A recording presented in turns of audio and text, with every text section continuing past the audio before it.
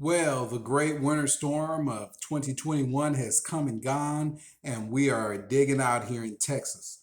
Crisis over, right? No, indeed. Hi, I'm John McNeil, and this is the Invest Strong Network. Welcome. So, the great winter storm, which really began in Texas in, say, February 12th and lasted all the way until basically February 20th. Really knocked this state for a wallop, as no doubt you're all very much aware. Now, a funny thing after the storm, and we've had a couple of really wonderful days here in the Houston area since then, but when you walk into any grocery store, Walmart, Fiesta, Kroger's, others, right? You will find shelves that are denuded of dairy products, poultry, seafood, fresh meats. Now, you take that, and remember, this is the fourth largest city in the country, right? And you supersize it to Dallas, Fort Worth, Austin, San Antonio, the Rio Grande Valley, the Panhandle, and West Texas and East Texas, Beaumont, Port Arthur, areas like that.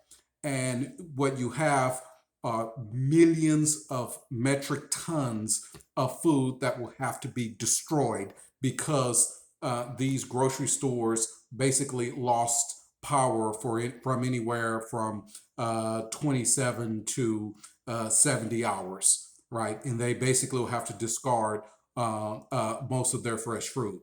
Now, the destruction of that food and the demand that is going to cause to replace all of that lost product is going to cause food inflation in this country like you will not believe. And no one is talking about it, right? At least not yet. But I guarantee you that will happen, right? So inflation was already beginning to tick up even before the storm, right? So you have, of course, the federal government running gargantuan budget deficits as a result of the CV-19 pandemic. You have the Federal Reserve basically creating digits and printing money that's causing smoke to emanate from the printing presses, and they've been doing this since basically last March. Now, that in and of itself will stoke the inflation fires, as I've mentioned in numerous previous videos. But this winter storm has really accelerated that inflationary process because now all of the food, as I mentioned, in what is essentially the third largest market in this country and one of the largest markets in the world, for almost all of the perishable food will have to be destroyed. All right. And once that's done, the demand to replace all of that is going to push prices way higher, even to levels unthought of, before the storm, right? What's an investor to do? Well, in fact, I had this very conversation with a dear friend of mine earlier today, and we were trying today, by the way, being the 23rd of February, and we're trying to figure out, well, what companies would best take advantage of a situation like this. Well, of course, there are the food production companies where they're going to see tremendous demand over the next few weeks and months. Tyson Food, Hormel, Archer Daniels Midland, others. But the problem is the inflationary spike that this thing will cause may very well be sufficient to put the overall economy into recession. And really, a recession will benefit no company, right?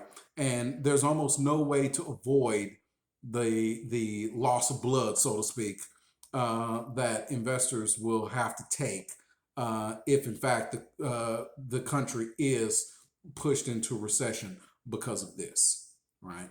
Um, will that happen? Well, the order of magnitude from this crisis is certainly enough to do that, but whether it will actually happen, I certainly don't know, and I hope it does not. Right, I really do. I hope it doesn't happen. There are deflationary pressures caused by the CV-19 pandemic and other things. So maybe the price inflation in food, seafood, dairy, poultry, fresh meats, perhaps it will not be so severe as to cause that. We hope, right? But this is a very uncertain time. Certainly, inflation will spike and spike dramatically over the next few months, and it's something that we all have to be aware of and prepare for, right?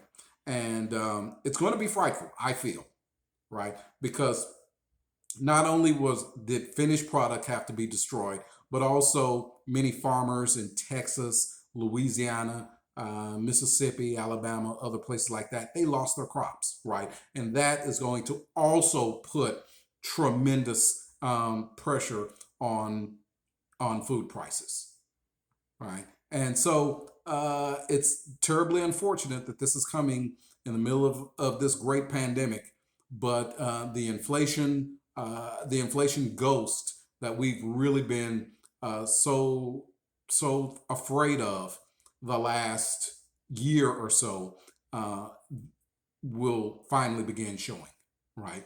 And he will be ferocious. I promise you that. So those are my thoughts for this day. Don't mean to terrify you, but just make you aware of that, right? Be cautious. Be very, very cautious.